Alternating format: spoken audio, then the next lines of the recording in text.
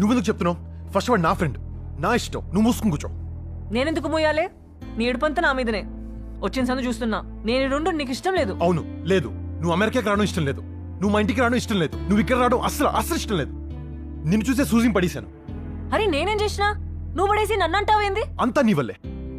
ఆయన ఈ డ్రెస్ ఏంటి? ఎప్పుడైనా వేసుకున్నావా? ఎలా ఉన్నావు తెలుసా? నేను వేసుకుంటా, బరాబర్ వేసుకుంటా, ఏమైనా వేసుకుంటా. నీకేమైనా ప్రాబ్లం ఉంటే కళ్ళు మూసుకో. ఎట్లనో చక్కగా చూసి మాట్లాడు కదా, పురుగు లెక్క చూస్తావు. ఏమైనా ఉంటే స్ట్రైట్ గా చెప్పాలి. దమ్ముండాలి మనిషికి. నాకు దమ్ముంది, అందుకే నా ఫీలింగ్ స్ట్రైట్ గా చెప్తాను. అది నా క్యారెక్టర్. నీలా 10 రకాల ఫీలింగ్స్ పెట్టుకోను నేను. చాలా చూసినా నీ క్యారెక్టర్. కంపార్ట్మెంట్ లా, ఫోటోస్ లా మస్తు చూసినా. వాట్ కంపార్ట్ శైలు నేను ఒక అమ్మాయితో కలిసి కూర్చుంటే స్టోరీలో లేడమేనా?